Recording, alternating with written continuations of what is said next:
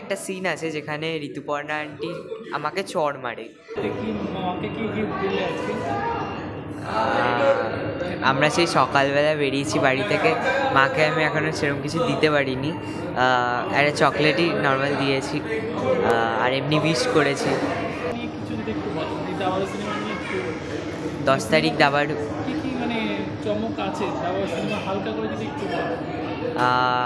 সেটা তো সবাইকে হলে এসে দেখতে হবে।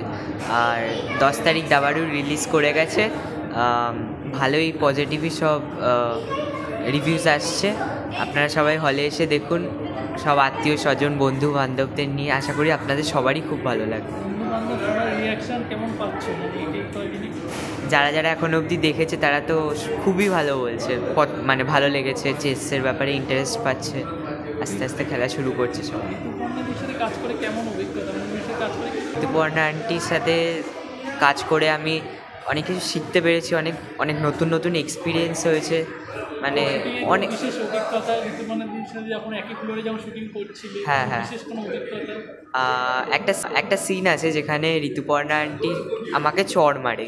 সেটা অ্যাকচুয়ালি এত জোরে মেরে দিয়েছিল, আমি অত জোরে, হ্যাঁ হ্যাঁ, ওটা আমি অত জোরে মারবে এক্সপেক্ট করিনি। মানে ওটা ন্যাচারালি, মানে এনভায়রনমেন্টটা ক্রিয়েট করার জন্য করতে হয়েছে ওনাকে। ওটা চটটা খেয়ে আমি ডায়লগই ভুলে গেছিলাম, মানে পরের ডায়লগটা। তারপর ওটা 2 মিনিট ওয়েট করে আমি বলেছি, মানে হ্যাঁ প্রচণ্ড। ওই সিনটা আরেকবার নিতে হয়েছিল, আমি ওরও ভুলে গেছিলাম বলে। অ্যাকচুয়ালি আমি পাঠভবনে পড়ি, পাঠভবনেই ফার্স্ট শিবু আঙ্কেল এসে আমাকে সিলেক্ট করেন, মানে স্কুল থেকে। তারপর আস্তে আস্তে অডিশন হয় পোস্তর জন্য, আমি সিলেক্ট হয়েছিলাম।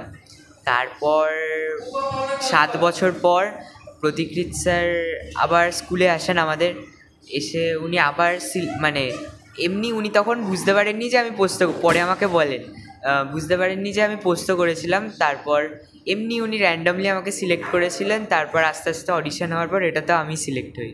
আর এমনিতে আমি নান্দিকারে নাটক শিখি এখন। আমি নর্মাল বাড়িতে যেরকম সবাই দাবা খেলে সেরকমই খেলতে পারতাম। তারপর এই সিনেমাটা করার জন্য তো আমাকে একটা প্রফেশনালি চেস প্লেয়ার হতে হতো। একটা প্রফেশনালি চেস প্লেয়ার যেভাবে খেলে, তার জন্য সূর্যশেখর স্যার নিজে এসে আমাকে শিখিয়ে দিয়ে গেছেন কীভাবে খেলে, কীভাবে মুভ দেয়। তারপর উনি সেটেও একাধ দিন এসেছিলেন, নিজে ছিলেন। তারপর ওনার একজন অ্যাসিস্ট্যান্ট ছিল, সমৃদ্ধা দিদি নামে একজন, উনি সবসময় আমাদের সাথে সেটে ছিলেন। আশা করি আপনাদের সবারই ভালো লাগবে। 10 তারিখ রিলিজ হয়ে গেছে, আপনারা সবাই হলে এসে দেখুন, বন্ধু বান্ধব আত্মীয় স্বজন সবাইকে নিয়ে।